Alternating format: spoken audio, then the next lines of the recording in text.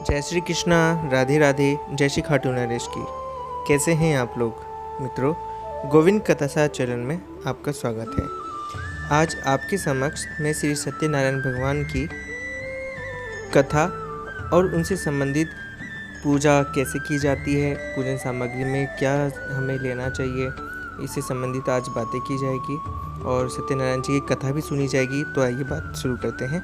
हमने उनकी पूजा के लिए चावल लिया है, कुमकुम लिया है और उनकी जो चंदन है, देसी घी का जो दीपक है वह है, और इसी से संबंधित हमने कपूर भी लिया है और जो मौली का धागा होता है वह, और सामग्री में जो पंजीरी होती है आटे से बनी हुई, पंचामृत है और केले के फल हैं। तो इसी तरह से इनकी सामग्री में ये चीज़ें ली जाती है और श्री सत्यनारायण भगवान को फूल वगैरह माला ये अर्पित की जाती है और केले के जो पत्ते होते हैं वह भी रखे जाते हैं। लेकिन मैं क्षमा चाहूँगा, केले के पत्ते हमारे पास अभी उपलब्धि नहीं है और हमने ये है कलश और नारियल भी रखा है। तो हम श्री सत्यनारायण भगवान को फूल माला पहनाते हैं।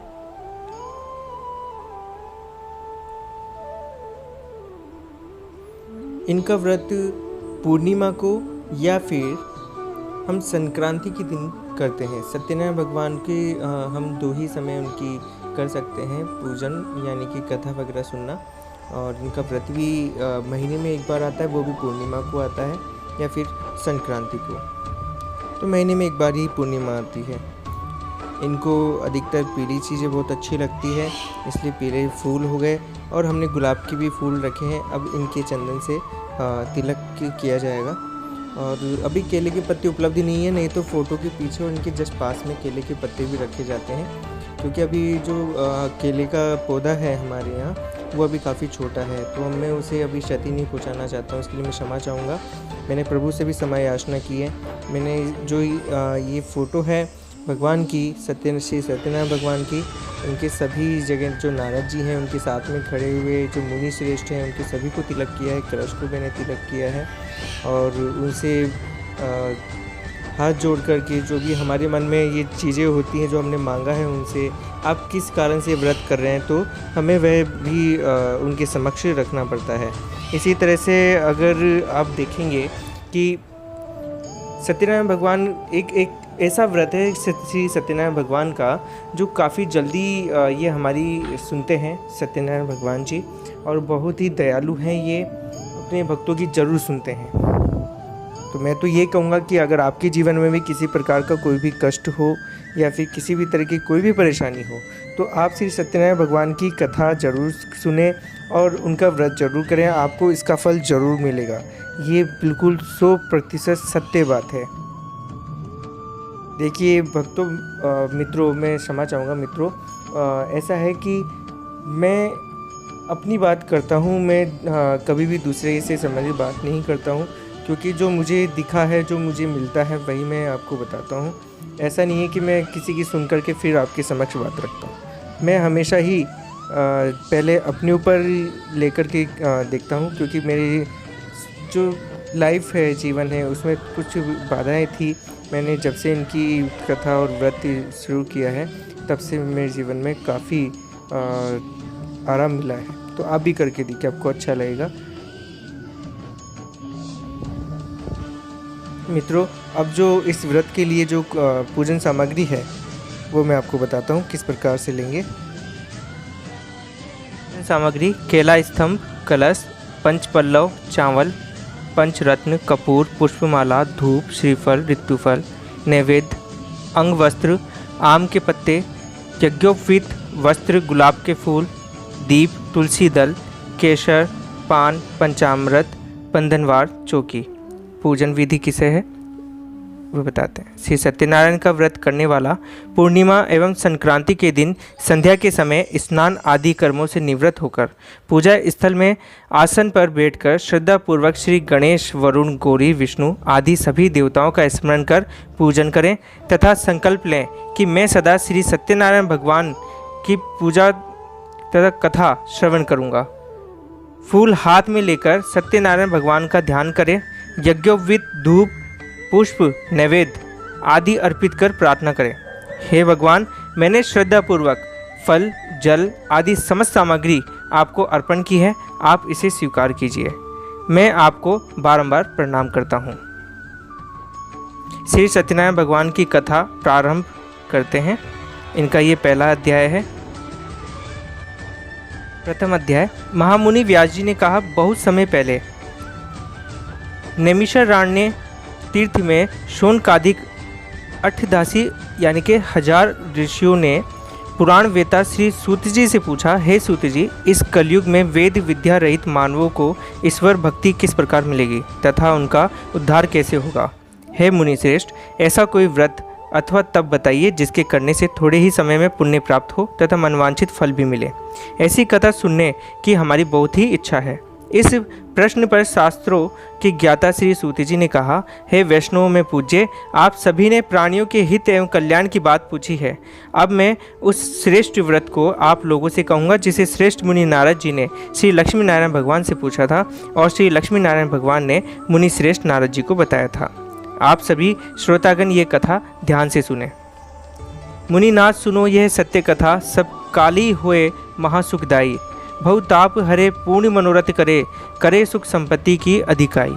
संकट में दुख दूर करे, सब ठोर कुठोर में होत सहाय, महान महात्म है इसमें कली काल में फल और जनाई।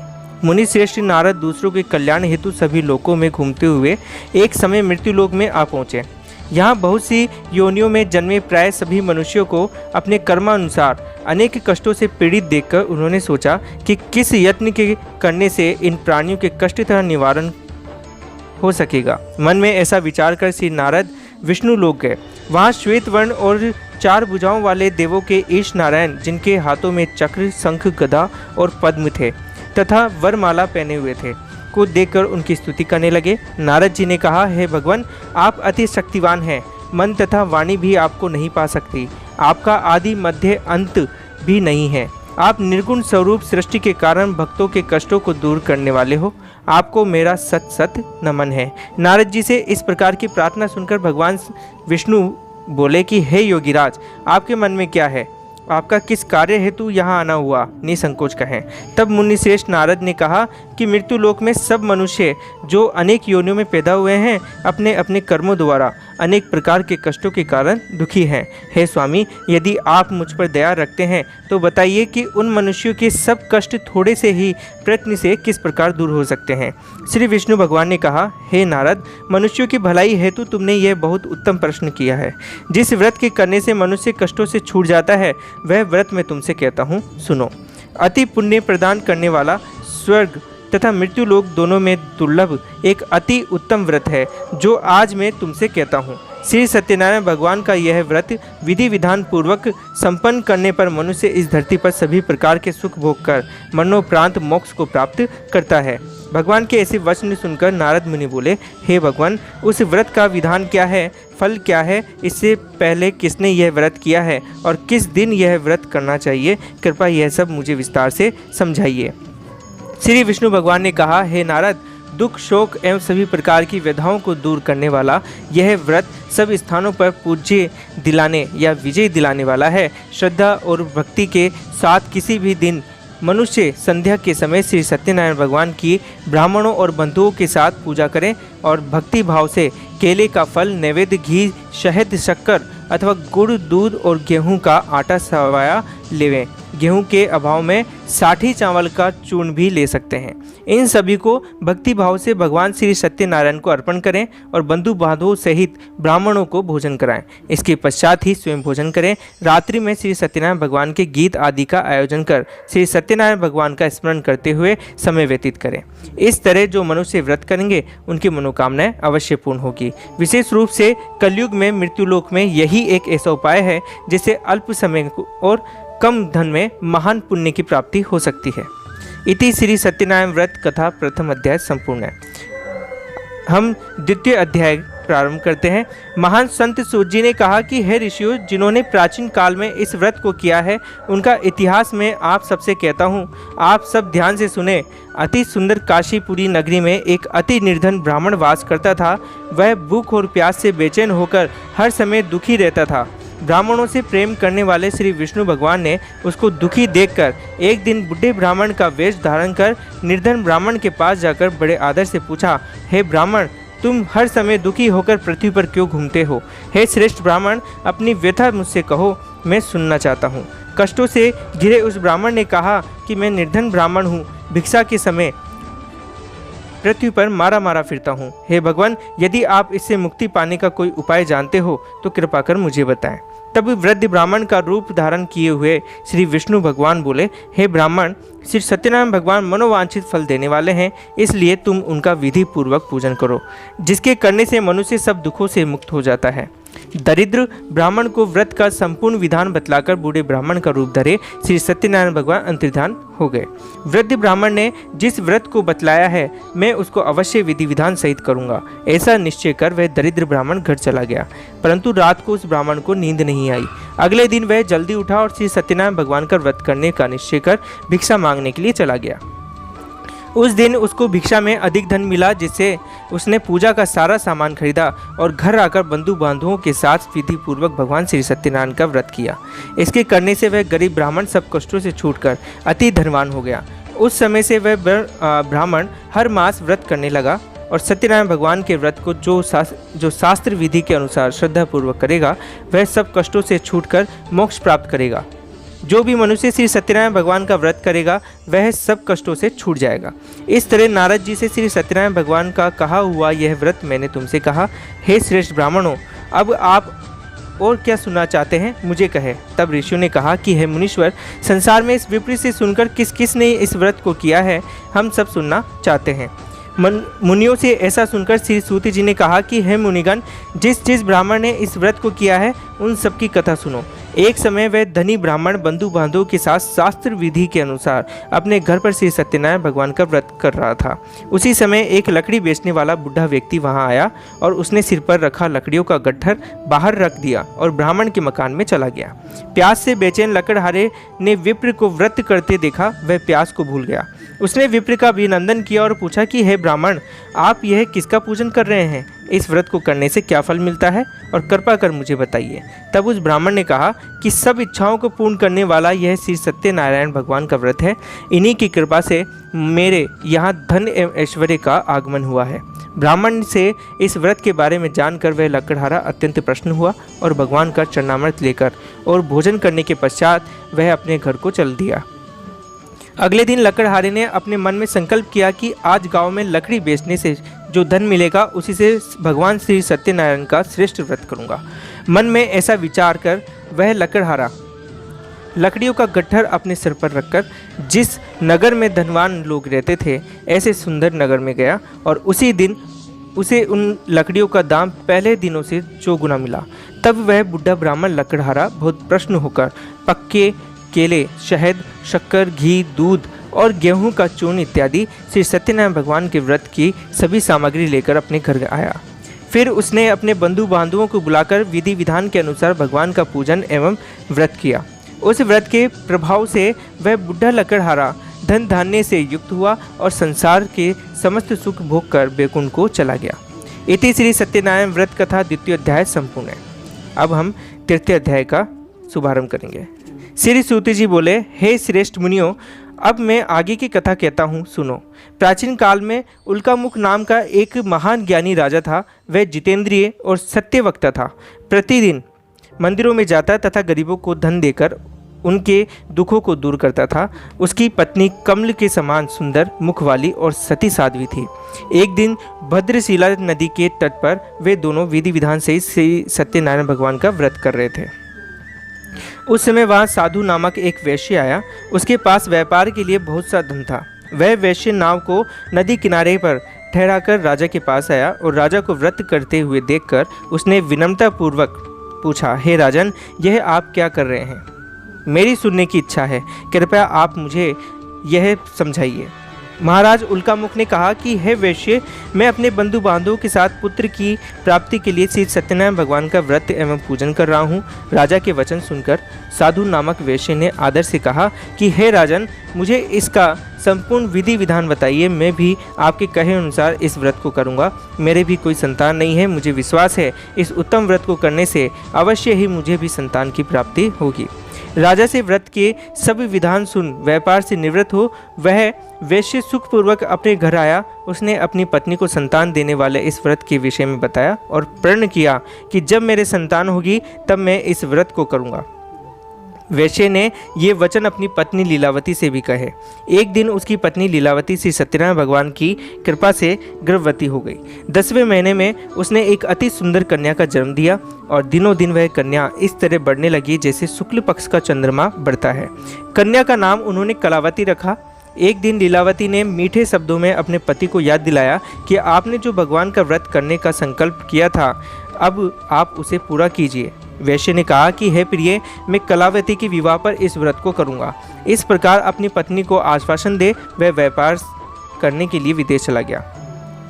कलावती पितृगृह में वृद्धि को प्राप्त होती रही और लौटने पर साधु ने जब नगर में सखियों के साथ में अपनी वयस्क होती पुत्री को खेलते देखा तो उसे उसके विवाह की चिंता हुई।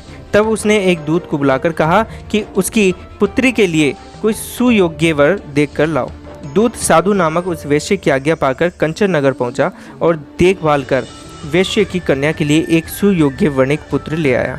उस सुयोग्य लड़के के साथ साधु नामक वैश्य ने अपने बंधु बांधवों सहित प्रश्नचित होकर अपनी पुत्री का विवाह कर दिया। दुर्भाग्य से वह उस विवाह के समय भी श्री सत्यनारायण भगवान का व्रत करना भूल गया। इस पर श्री भगवान अत्यंत क्रोधित हो गए। श्री सत्यनारायण भगवान अत्यंत क्रोधित हो गए और उन्होंने वैश्य को श्राप दिया कि तुम्हें दारुण दुख प्राप्त होगा। एक समय अपने कार्य में कुशल वैश्य अपने दामाद सहित नावों का बेड़ा लेकर व्यापार करने के लिए सागर के समीप स्थित रत्नसारपुर नगर में गया। रत्नसारपुर में चंद्रकेतु नामक राजा राज करता था। दोनों ससुर जमाई चंद्रकेतु नामक राजा के उस नगर में व्यापार करने लगे और एक दिन भगवान श्री सत्यनारायण की माया से प्रेरित एक चोर राजा चंद्रकेतु का धन चुराकर भाग रहा था। राजा के दूतों को अपने पीछे तेजी से आते देखकर चोर ने घबराकर राजा के धन को उस वैश्य की नाव में चुपचाप रख दिया जहां वे ससुर और जमाई ठहरे हुए थे और भाग गया।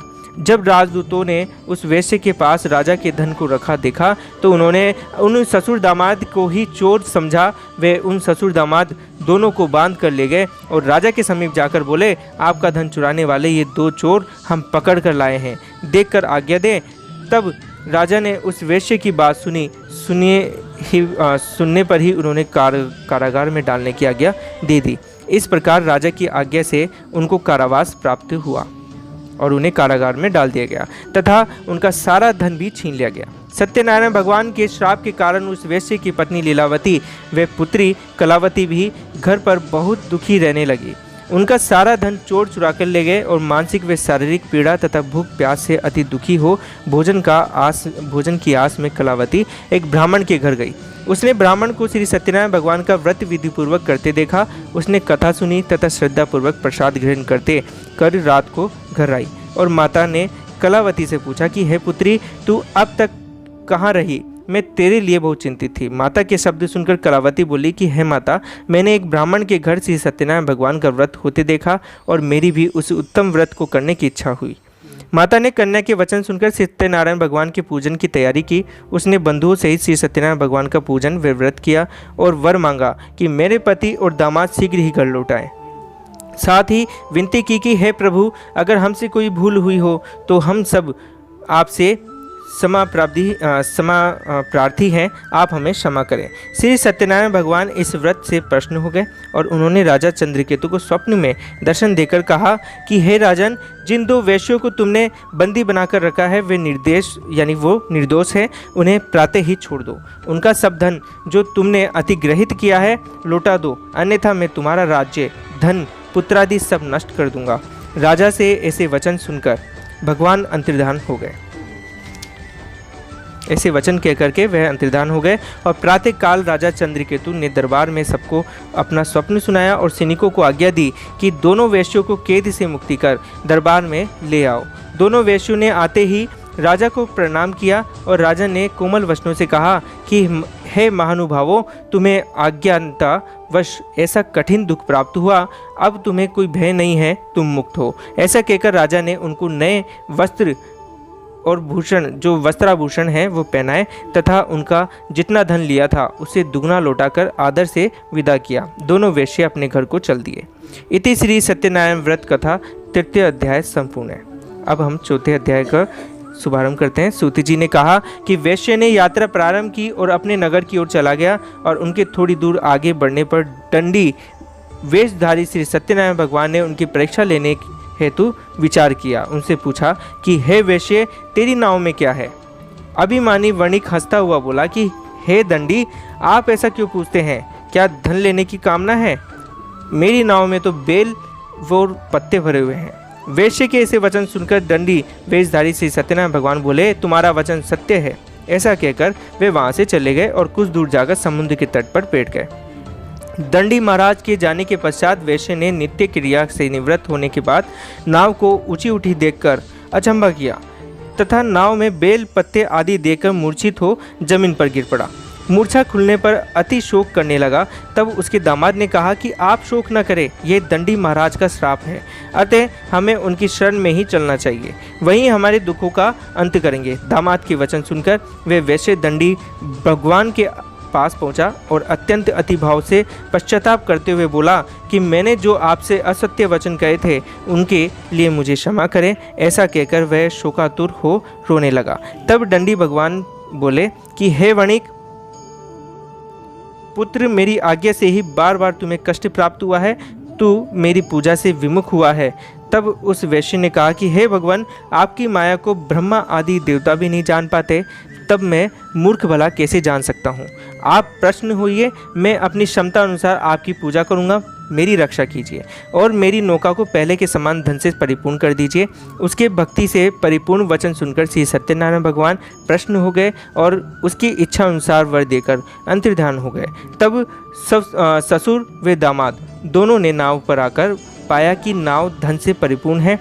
फिर वह विधि विधान से भगवान श्री सत्यनारायण का पूजन कर साथियों सहित अपने नगर को चला। जब वह अपने नगर के निकट पहुंचा तब उसने एक दूत को अपने घर भेजा। दूत ने साधु नामक वैश्य के घर जाकर उसकी पत्नी को नमस्कार किया और कहा कि आपके पति और जामाता इस नगर के समीप आ गए हैं। लीलावती और उसकी कन्या कलावती उस समय भगवान का पूजन कर रही थी। दूत का वचन सुनकर साधु की पत्नी ने बड़े हर्ष के साथ सत्यनारायण भगवान का पूजन पूर्ण किया और अपनी पुत्री से कहा कि मैं अपने पति के दर्शन को जाती हूँ, तू पूजन पूर्ण कर शीघ्र आ जाना। परंतु कलावती पूजन एवं प्रसाद छोड़कर अपने पति के दर्शन के लिए चली गई। पूजन एवं प्रसाद की अवज्ञा के कारण भगवान सत्यनारायण भगवान रुष्ट हो गए और उसके पति को नाव सहित पानी में डुबो दिया। कलावती अपने पति को न पाकर रोती हुई जमीन पर गिर पड़ी। नौका को डूबा हुआ तथा कन्या को रोती हुई देखकर साधु नामक वैश्य द्रवित हो बोला कि हे प्रभु, मुझसे यह है या मेरे परिवार से अज्ञानतावश जो अपराध हुआ है उसे क्षमा करें। उसके ऐसे वचन सुनकर सत्यदेव भगवान प्रश्न हो गए। आकाशवाणी हुई कि हे वैश्य, तेरी पुत्री मेरा प्रसाद छोड़कर आई है, इसलिए इसका पति अदृश्य हुआ है। यदि वह घर जाकर प्रसाद ग्रहण कर लौटे तो इसका पति अवश्य मिलेगा। आकाशवाणी सुनकर कलावती ने घर पहुंचकर प्रसाद ग्रहण किया और फिर आकर अपने पति को पूर्व रूप में पाकर वह अति प्रसन्न हुई तथा उसने अपने पति के दर्शन किए। तत्पश्चात साधु वैश्य ने वहीं बंधु बांधव सहित सत्यदेव का विधि पूर्वक पूजन किया और समय समय पर आगे भी व्रत पूजन कर तथा कथा को सुनता रहा। अंत में वह इस लोक के सभी प्रकार के सुख भोग कर मोक्ष को प्राप्त हुआ। इति श्री सत्यनारायण व्रत कथा चतुर्थ अध्याय संपूर्ण है। अब हम इसका 5वें अध्याय का श्रवण करेंगे। श्री सूत जी बोले कि हे ऋषिगण, मैं आगे और कथा कहता हूँ, आप सभी ध्यान से सुनो। सदा प्रजा के लिए चिंतित तुंगध्वज नाम का एक राजा था। उसने भगवान सत्यनारायण का प्रसाद त्याग कर बहुत कष्ट पाया। एक समय राजा वन में वन्य पशुओं को मारकर बड़ के वृक्ष के नीचे आया। वहाँ उसने ग्वालों के भक्ति भाव से बंधु बांधवों सहित श्री सत्यनारायण जी का पूजन करते देखा। परंतु राजा यह देखकर भी अभिमान के कारण न तो वह वहाँ गया और न ही सत्यदेव भगवान को नमस्कार किया। जब ग्वालों ने भगवान का प्रसाद उसके सामने रखा तो वह प्रसाद त्याग कर अपने नगर को चल गया और नगर में पहुंचकर उसने देखा कि उसका सारा राज्य नष्ट हो गया। वह समझ गया कि ये सब भगवान सत्यदेव ने रुष्ट होकर किया है। तभी वह वन में वापस आया और ग्वालों के समीप जाकर विधि पूर्वक पूजन कर प्रसाद ग्रहण किया तो सत्यनारायण की कृपा से सब कुछ पहले जैसा ही हो गया और लंबे समय तक सुख भोग कर मनोप्रांत वह मोक्ष को प्राप्त हुआ। जो मानव इस श्रेष्ठ दुर्लभ व्रत को करेगा, श्री सत्यनारायण भगवान की कृपा से उसे धन धान्य की कोई कमी नहीं होगी। निर्धन धनी और बंधु बांधवों से मुक्त होकर निर्भय हो जाता है। संतानहीन को संतान प्राप्त होती है तथा सब इच्छाएं पूर्ण हो अंत में वह बैकुंठ धाम को जाता है।